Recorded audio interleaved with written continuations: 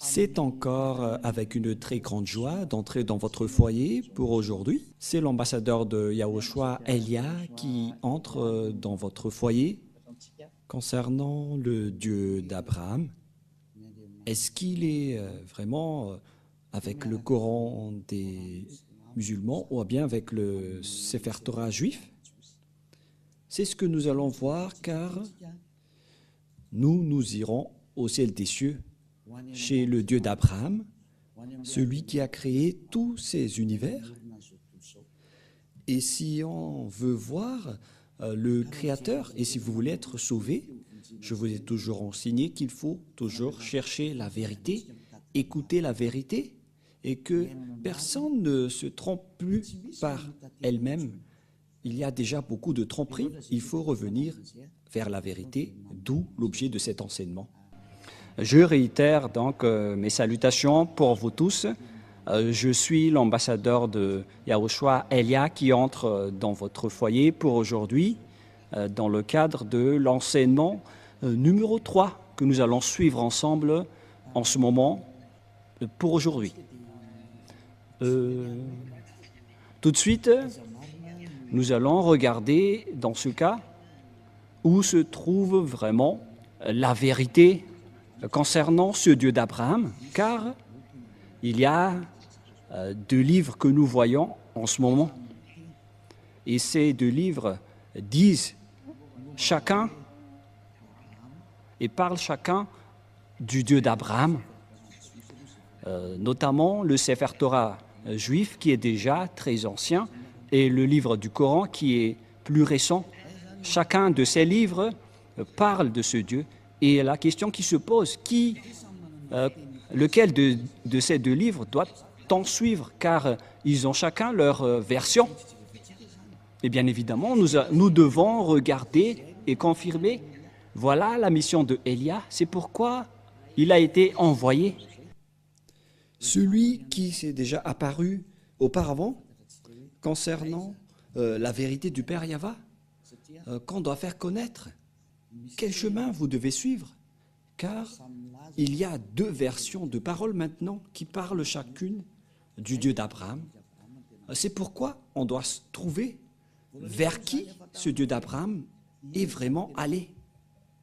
Premièrement, lequel dit la vérité? Où trouve-t-on la vérité?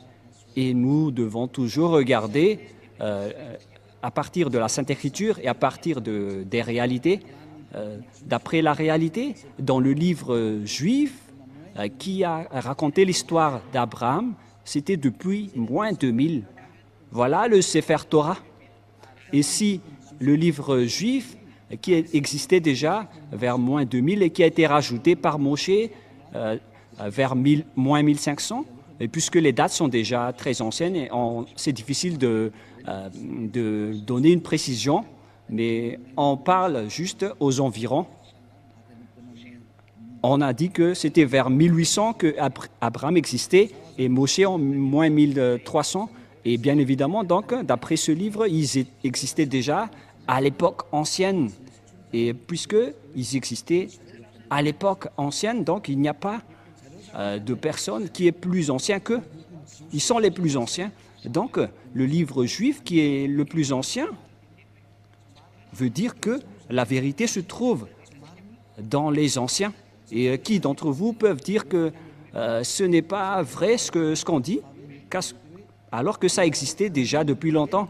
C'est pourquoi j'ai dit dans le deuxième enseignement que je vous ai déjà enseigné, en disant que les gens ont profité sans raison la colère du Père Yahva envers les Israéliens. Et lorsque le Père Yahva n'était plus avec les Israéliens, les gens profitaient de changer son nom. C'est-à-dire que tous les humains ont rendu en colère ce Père Yahva.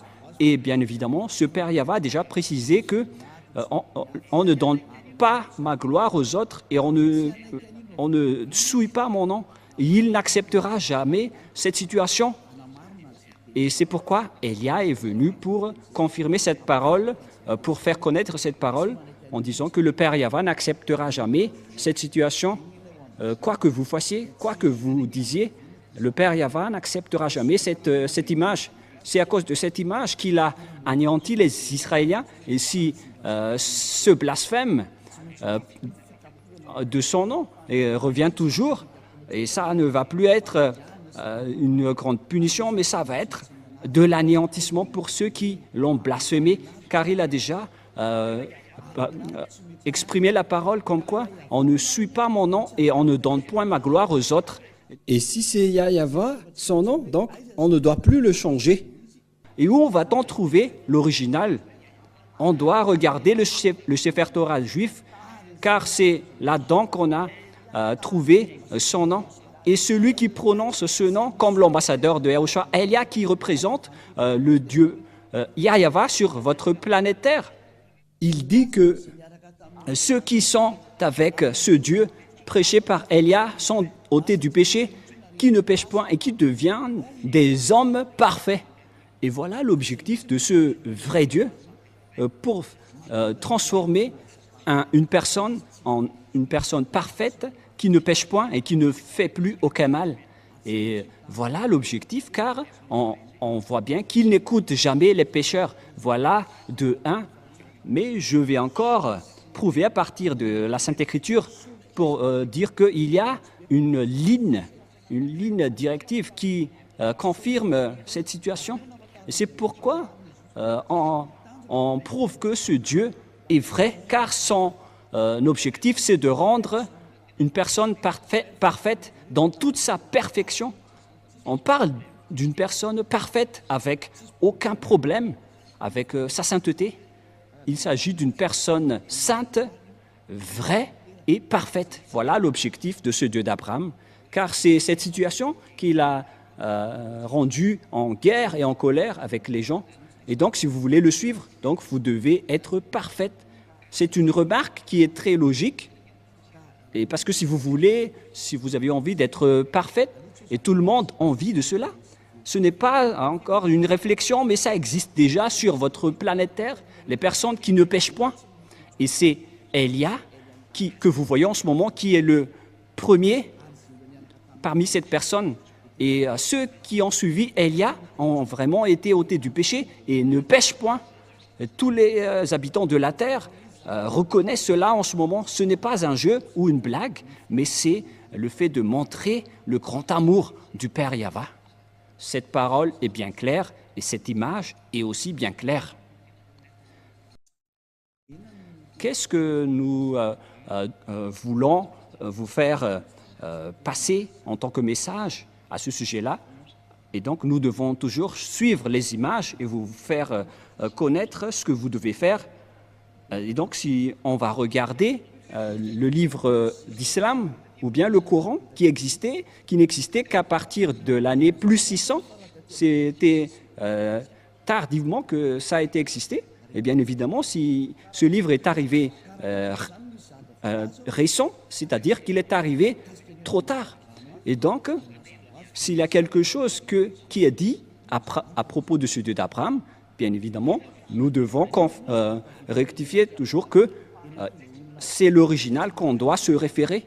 Alors que, en plus de ça, ceux qui sont avec ce Dieu d'Abraham, qui a envoyé le dernier prophète, alors que le Père Yahva a dit que vous devez écouter les prophètes israéliens selon le Père Yahva dans le livre du Deutéronome 18-15.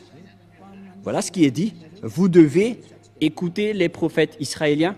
Nous allons aborder tous ces sujets avant de suivre la vérité.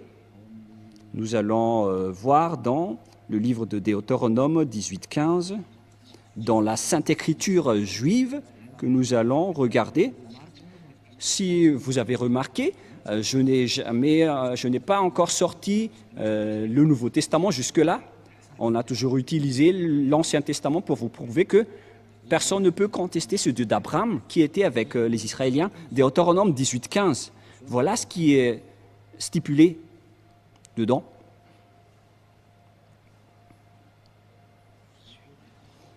Chapitre 18,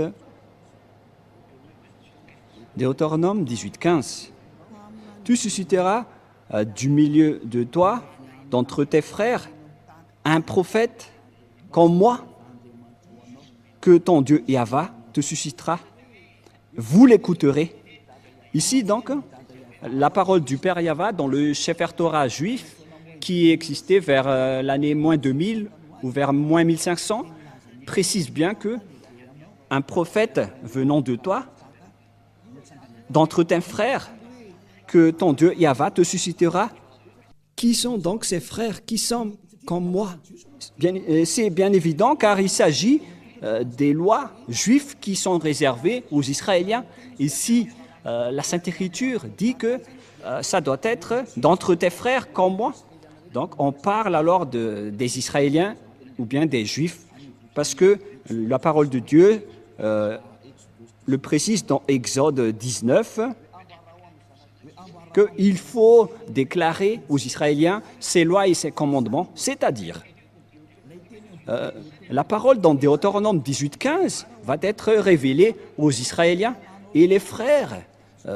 Quand on veut parler ici, ce sont les Israéliens, car c'était eux qui étaient dans le désert à cette époque-là, et puisqu'ils étaient dans le désert, donc c'était entre eux que la direction était menée, et c'était donc ces prophètes israéliens qui ont été choisis parmi les Israéliens pour être des prophètes, pour les guider, pour guider les Israéliens. C'est dans Exode 19, 3 jusqu'à 5, voilà la loi. Exode 19, 3 jusqu'à 5. Moshe monta vers Dieu et Yahva l'appela du haut de la montagne en disant « Tu parleras ainsi à la maison de Jacob et tu diras aux enfants d'Israël, vous avez vu ce que j'ai fait à l'Égypte et comment je vous ai porté sur des ailes d'aigle et d'amener vers moi. » Verset 5. Maintenant, si vous écoutez ma voix et si vous gardez mon alliance, vous m'appartiendrez entre tous les peuples, car toute la terre est à moi. C'est bien évident, donc ici la parole que ça a été révélé aux Israéliens. Et les frères qu'on a parlé dans Deutéronome 18:15, concernant les commandements de Yahva, c'était réservé aux Israéliens. Et les frères qu'on veut parler ici, ce sont des frères israéliens et les personnes concernées dans le Deutéronome 18:15, car ce sont des lois pour les Israéliens, donc ce sont uniquement les Israéliens qui doivent les observer, mais pas les autres nations. Les autres nations sont interdites d'entrer pour dire que ça nous concerne. Vous ne devez pas faire ça, car les 10 commandements et les lois de Moïse sont réservés aux Israéliens. C'est bien clair que vous ne devez pas les contester. Et donc les prophètes qu'on doit croire, selon le Père Yahva, ce sont les prophètes israéliens. Et donc, les non-israéliens sont interdits. Ils sont directement exclus. Ils sont clairement exclus. C'est pourquoi je vous ai dit que certains ont profité de la colère du Père Yahva envers les Israéliens. Lorsque le Père Yahva s'est séparé des Israéliens, ils ont profité pour contourner, pour changer les paroles et le nom. Et ce qui est triste, c'est que plusieurs personnes ont été trahies par cette image. C'est pourquoi je vous ai dit, ça suffit. Votre anéantissement va arriver. C'est pourquoi Élia est arrivé. Il vous sauve dernièrement, parce qu'on ne peut plus retenir cette situation. On doit vous sauver une dernière fois. Et tant que la parole circule, sachez que c'est de l'amour. C'est pourquoi je vous dis que revenez maintenant, car le Père Yahva ne tolère plus. Soit vous suivez Élia, qui est la meilleure situation, mais si vous ne me suivez pas, alors assumez les conséquences. Mais c'est pareil, comme en ce moment, ce que les Israéliens ont subi, c'est parce qu'ils ont appelé d'autres dieux, et le Père Yahva était gravement en colère. Et ça a fini par un grand danger. Et ils n'ont plus connu ce Dieu. Et après, les autres faux noms se sont apparus. C'est pourquoi Élia vous dit que c'est de l'amour pour vous faire revenir vers votre Créateur, qui s'appelle Yahva. Et l'objectif, c'est que vous ne péchez point, vous devenez des hommes parfaits. Et donc, le dernier prophète, puisqu'on parle de prophète, le dernier prophète s'appelle Yahushua. Il est le dernier prophète israélien. Et ce dernier prophète israélien a sorti les commandements comme quoi un homme doit se marier avec une seule femme et une seule femme doit épouser un seul homme. Et donc, si vous vous mariez avec plusieurs, donc c'est interdit car vous transgressez directement la loi du Dieu d'Abraham. Car c'est ce que les prophètes israéliens ont dit, le dernier prophète israélien. Mais nous allons faire par étapes les paroles. Et où alors on peut trouver cette parole? Mais d'abord, c'est évident donc, après cette parole, que si ce n'est pas des prophètes israéliens, donc ce n'est pas du tout correct. Vous êtes en train de transgresser le livre de Moshe. Qui que ce soit croit en Moshe, sachez que c'est le Dieu d'Abraham, qui est également le Dieu de Moshe. Et vous ne devez pas du tout contester. Et surtout, si les gens qui chantent avec ce Dieu sont ôtés du péché et deviennent des hommes parfaits. Et comment vous allez encore contester cette parole? Il existe déjà des hommes parfaits sur cette planète Terre. Et pourquoi vous allez encore contester cela? Mais en fait, c'est de vous qu'on doit se méfier. Si vous allez encore oser contester cette bonté, si vous cherchez le meilleur, voici le meilleur. Alors, réfléchissez bien. Mais moi, je vous raisonne toujours que si Élia revient, c'est que vous devez vous souvenir de l'histoire de Élia. Même vous aussi, je vous incite à faire vos recherches concernant le sujet de Élia. Mais il est là pour faire revenir les gens, pour se retourner vers le Père Yahva. Voilà ma mission. Je ne fais que répéter ma mission ancienne pour montrer son amour. C'est ce monde entier qu'on veut faire revenir pour vous faire retourner auprès du Père Yahva. Et vous êtes concernés. Ce Dieu n'écoute pas les pécheurs, car les pécheurs vont être jetés en enfer. Si vous êtes des voleurs, des escrocs, des adultères, des alcooliques, des fumeurs, etc., vous allez finir en enfer. Voilà la réalité. Ce Dieu d'Abraham ne veut pas être avec les pécheurs. C'est impossible. Quoi que vous disiez, c'est impossible. Ça n'existe pas. Et vous ne devez pas le forcer qu'il doit être avec vous. Non, on ne doit pas le forcer. C'est vous qui êtes forcés de le suivre et de suivre ses paroles. Nous avons vu que les plus anciens, c'est le livre juif, et les personnes qui sont avec ce Dieu ne pêchent point. Nous avons toutes rempli les conditions. Donc, bien évidemment, le nom du vrai Dieu, c'est avec le Dieu qui rend les gens non pécheurs. Et le résultat, c'est que les gens deviennent des hommes parfaits. Et pourquoi vous allez encore rentrer en guerre avec ce Dieu? C'est interdit de contester ni de ce Dieu, ni de rentrer en guerre avec lui. Alors réfléchissez et acceptez d'être sauvés. Et Élia se tourne vers tous les humains. Acceptez d'être sauvés. Suivez Élia maintenant pour aller au ciel des cieux, chez le Père Yahva. Deuxièmement, ce Père Yahva a précisé avec Abraham que c'est avec ta descendance que je vais bénir le monde entier et toutes les nations. Voilà la deuxième image, la prochaine image. Les humains vont être bénis à partir de la descendance d'Abraham. Où va se passer cette bénédiction? C'est avec quelle descendance? Et on doit toujours se référer au Sefer Torah qui est le plus ancien. On ne doit pas se référer au livre récent, car c'est évident que on a déjà vu l'original et il y a déjà l'ôtement du péché. Et donc c'est logique qu'on doit toujours se référer à l'original. Ce serait une grosse erreur de votre part si vous allez encore choisir le non original après avoir déjà vu l'original. Mais ça, c'est à cause de votre arrogance. Mais où est-ce que ça va vous mener? Qui va bénéficier de cela? Mais personne. Donc il faut se retourner vers le vrai salut. C'est ça qu'il faut toujours regarder. Et la fin des temps est déjà en cours en ce moment avec l'accomplissement de toutes les paroles du Père Yahva, avec la guerre en Russie et en Ukraine, la guerre nucléaire qui est déjà très proche. C'est la preuve que la fin est déjà là. Alors que soyez conscients, revenez dans la vérité. ne courez plus vers votre perdition, car le temps est vraiment très proche. Nous allons voir l'image selon le livre de la Genèse, chapitre 22. Nous allons voir cette parole.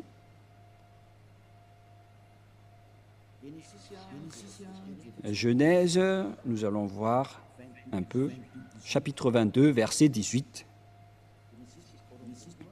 Genèse, chapitre 22, verset 18. Voilà ce qui est dit. Ah, j'ai ouvert l'Exode. Il s'agit du Genèse 22, 18. Allons-y. Toutes les nations de la terre seront bénies en ta prospérité parce que tu as obéi à ma voix. Il existe donc une bénédiction pour toutes les nations à partir de la descendance d'Abraham, que ça existe. Et où est allée donc cette bénédiction pour toutes les nations? Et bien évidemment, car il existait déjà la parole que Dieu a fait en accord, en disant que cette descendance d'Abraham va être esclave pendant plus de 400 ans. Les Israéliens vont être rendus en esclaves pendant 400 ans dans la terre de dans la maison et la terre de leur servitude. Voilà pour la descendance d'Abraham. Et il n'y a aucune descendance d'Abraham qui ont été devenus esclaves pendant 400 ans, à part la descendance d'Isaac, parce que il y avait deux descendances d'Abraham, la descendance d'Isaac et sa descendance d'Ismaël. L'autre descendance venant de Sarah et l'autre avec son deuxième épouse qui s'appelle Agar, qui n'est que sa servante. Selon la Sainte Écriture, on précise bien que c'était son esclave, parce qu'on doit toujours stipuler ce qui est dans la Sainte Écriture du Sefer Torah. Et son autre épouse est de la même descendance que lui. Voilà la réalité qui existe dans la Sainte Écriture. Et selon la Sainte Écriture, cette descendance qu'on va rendre en esclave, ce n'est autre que la descendance d'Abraham, d'Isaac, et qui a suivi avec la descendance de Moshe. Et la descendance de Moshe vient de la descendance d'Isaac. Et après, c'était transmis à la descendance de Jacob avec les 12 tribus d'Israël, notamment le tribu de Lévi, où est sorti Moshe et Aaron récemment. Et c'est avec cette descendance de Moshe qui a guidé les Israéliens en sortant de l'Égypte, car les Israéliens ont été rendus esclaves pendant 400 ans. Nous allons voir donc la Sainte Écriture dans le Sefer Torah juif pour la bénédiction de toutes les nations, dans Genèse chapitre 15.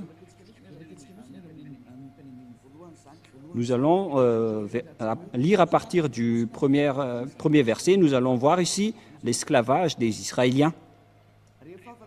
À partir du verset 1, après ces événements, la parole de Yahva fut adressée à Abraham dans une vision, et il dit, « Abraham, ne crains point, je suis ton bouclier, et ta récompense sera très grande. » Donc il a dit, ne crains point, je suis ton bouclier et ta récompense. Et nous allons lire, où déjà? Verset 7. Yahva lui dit encore, je suis Yahva qui t'a fait sortir d'Ur en Chaldée pour te donner en possession ce pays. Et ce territoire, c'était le territoire d'Israël actuellement.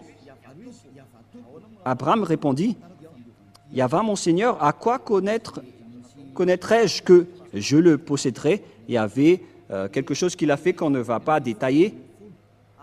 mais tout de suite dans le verset 13. Et Yahva dit à Abraham, « Sache que tes descendants seront étrangers dans un pays qui ne serait point à eux, et ils y seront asservis, et on les opprimera pendant 400 ans. » Voilà. Mais je jugerai la nation à laquelle ils seront asservis, et ils sortiront ensuite avec de grandes richesses. Voilà. Donc la parole stipule bien ici que le Dieu Yahva a dit à Abraham que ta descendance sera asservie, seront devenus esclaves. On parle ici des Israéliens qui étaient esclaves en Égypte durant 400 ans, selon cette parole. Où se trouve donc cette terre? Et on a précisé que cette terre n'est autre que Israël actuellement, verset 18. Et c'est la raison de la guerre entre les Palestiniens et les Israéliens, d'où la guerre en Moyen-Orient jusqu'à aujourd'hui. Genèse 15, 18, 19 jusqu'au 21.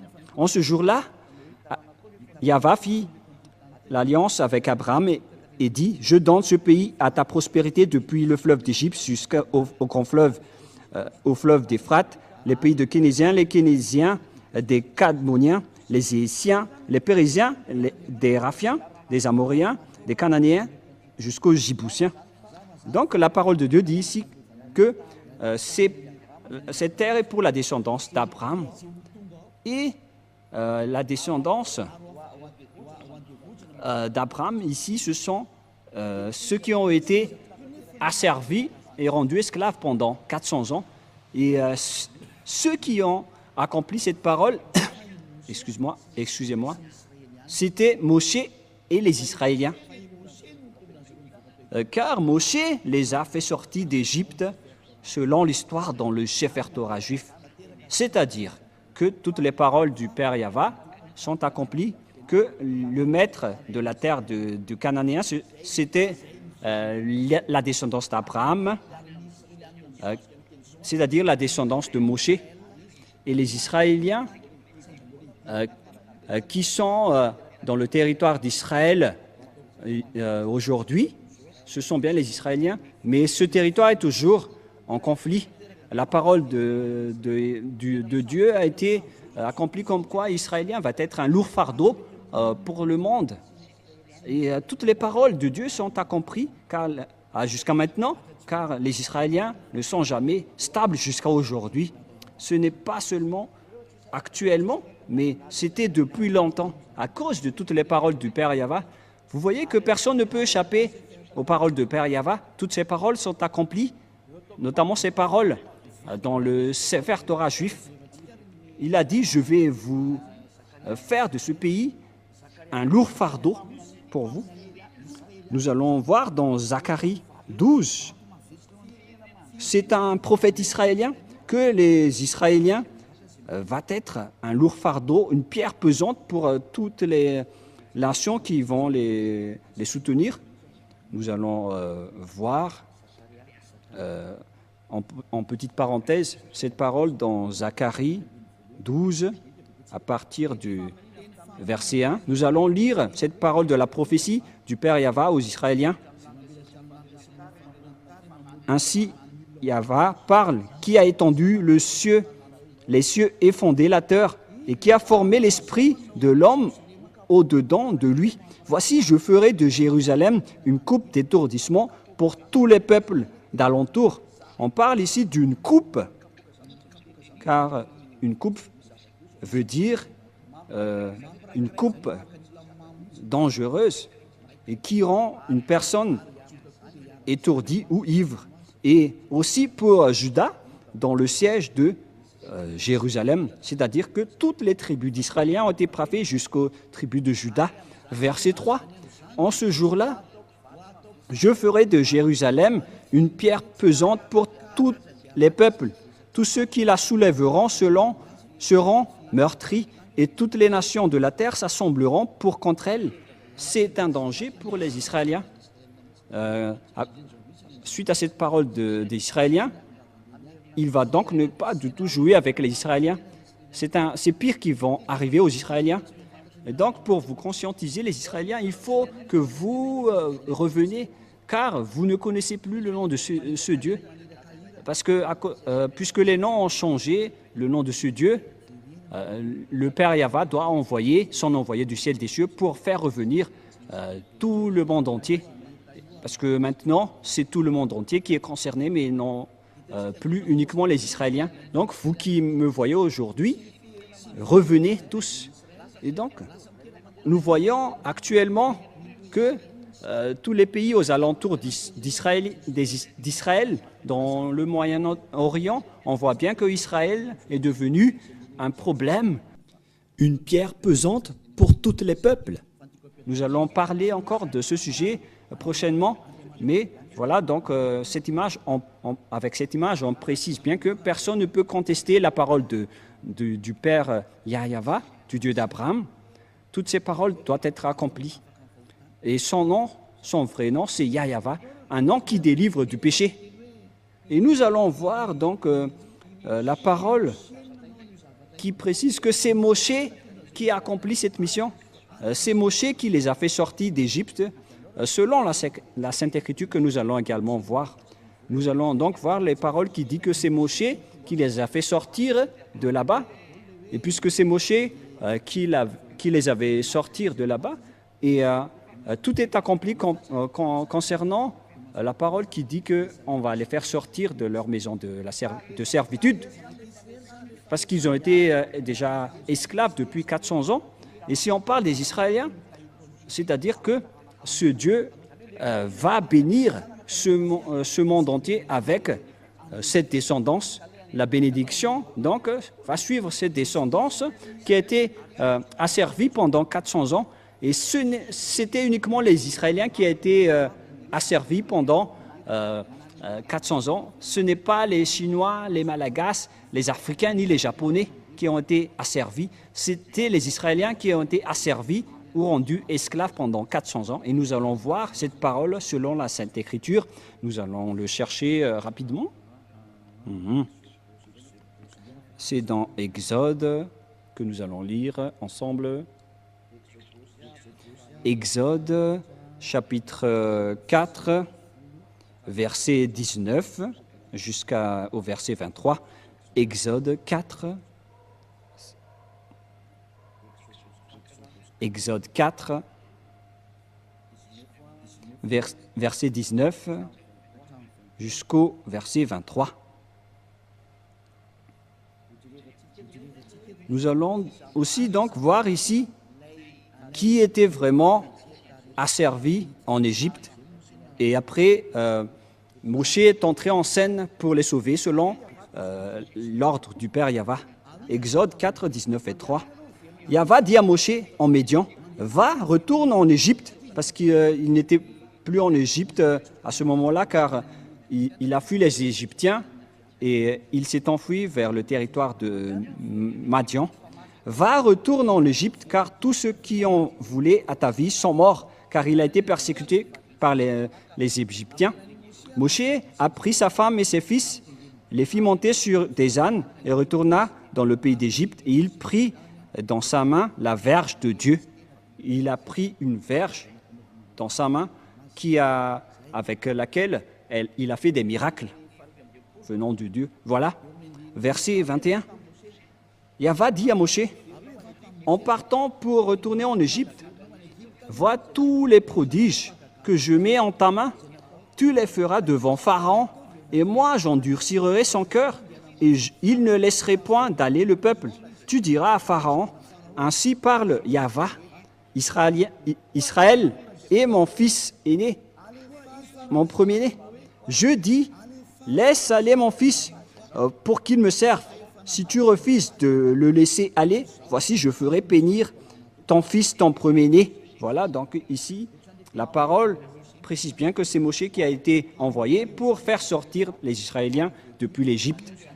C'est confirmé alors que c'était eux qui ont été asservis en esclaves pendant 400 ans.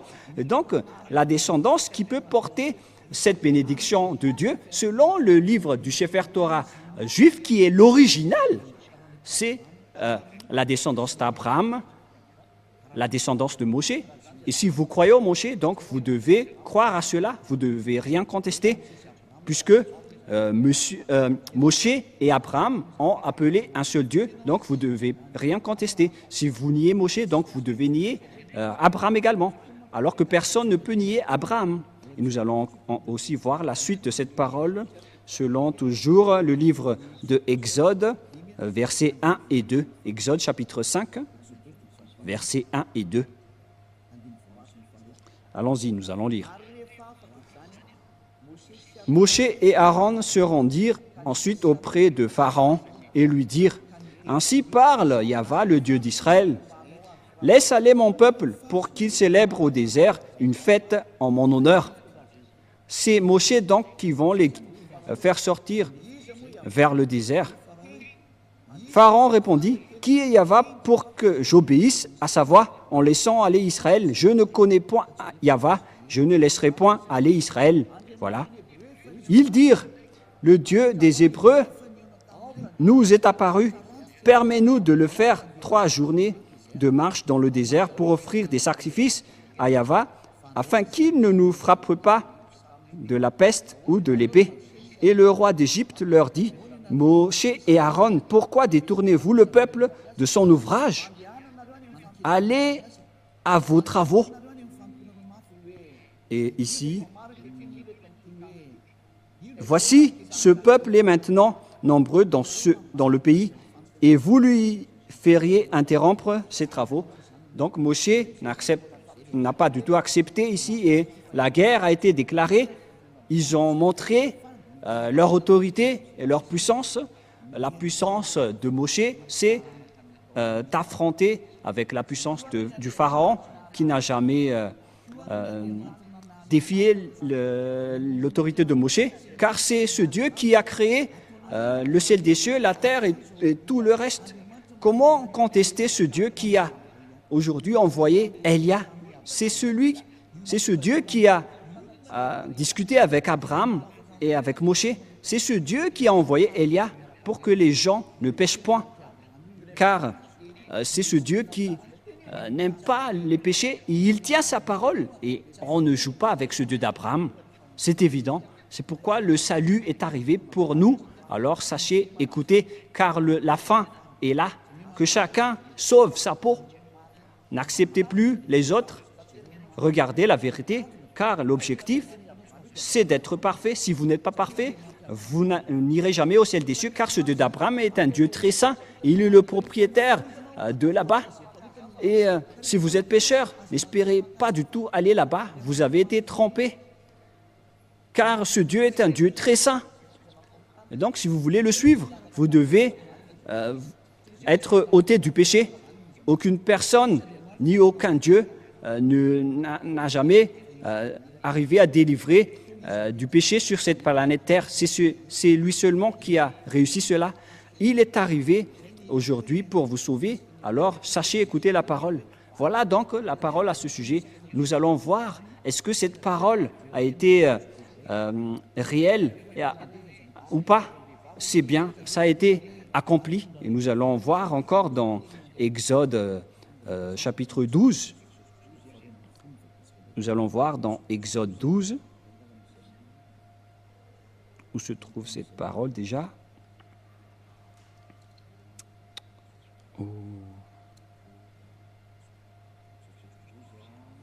Exode 12, à partir de quel verset déjà? Nous allons voir.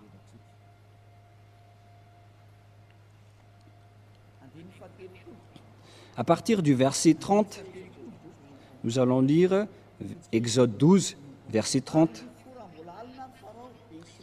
Et Pharaon se leva de nuit, lui et tous ses serviteurs et tous les Égyptiens, et il y eut de grands cris en Égypte, car il n'y avait point de maison où il n'y eut un mort, selon donc la parole du Père Yahva, que je vais tuer ses fils aînés, puisqu'il ne vous a pas laissé sortir, donc je vais tuer tous ses fils aînés. Et verset 31, dans la nuit même, Pharaon appela Moshe et Aaron et leur dit, « Levez-vous, sortez du milieu de mon peuple. Vous et les enfants d'Israël, allez servir Yahvé comme vous l'avez dit. » C'est dans le verset 31 et 32. « Prenez vos brebis et vos bœufs. Prenez vos brebis et vos bœufs, comme vous l'avez dit. Allez et bénissez-moi. » Et les Égyptiens pressaient le peuple et avaient hâte de le renvoyer du pays, car ils disaient, « Nous périrons tous. » Verset 34. Le peuple emporta sa pâte avant qu'elle fût levée. Ils envelopperont les pétrins dans leurs vêtements et les mirent sur leurs épaules. Les enfants d'Israël firent ce que Moshé avait dit, et ils demandèrent aux Égyptiens des vases d'argent et des vases d'or et des vêtements. Et Yahvé fit trouver grâce au peuple aux yeux des Égyptiens, qui se rendirent à la demande, et ils se dépouillèrent. Ils dépouillèrent les Égyptiens. Les Israéliens sont devenus riches car ils ont accaparé toutes les richesses des Égyptiens. Et ces derniers aussi ont donné tout car ils avaient peur. Et les Israéliens ont supprimé les Égyptiens. Ils n'avaient plus rien. Et les Israéliens sont devenus très riches, selon la parole du Père Yahvé, en disant que je vais vous rendre très riches. Voilà. Verset 37, les enfants d'Israël partirent de Ramsès pour Sukkot, au nombre d'environ de 600 000 hommes de pied, sans les femmes. Une multitude de gens de toute espèce montèrent avec eux. Ils avaient aussi des troupeaux considérables de brebis et des bœufs, mais ces derniers n'ont pas fait des contrats avec les Israéliens, car les commandements étaient réservés aux Israéliens. Ils firent des gâteaux cuits sans levain, avec la pâte qu'ils avaient emportée d'Égypte et qui n'était pas encore levée, car ils avaient été chassés d'Égypte sans pouvoir tarder et sans prendre des provisions avec eux. Le séjour d'enfants d'Israël en Égypte fut de 400 ans. C'est une date approximative, mais la date réelle, c'est 430 années, selon la parole du Père Yahvé. Et au bout de 400 ans, le jour même, toutes les armées de Yahvé sortirent du pays de l'Égypte. Voilà.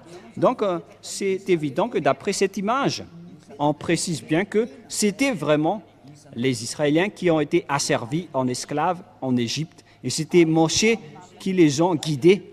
Et le prophète qui les ont guidés, c'est un prophète israélien. Et donc, si ce n'est pas un prophète israélien, donc ça nie la parole du Père Yahvé qui délivre du péché.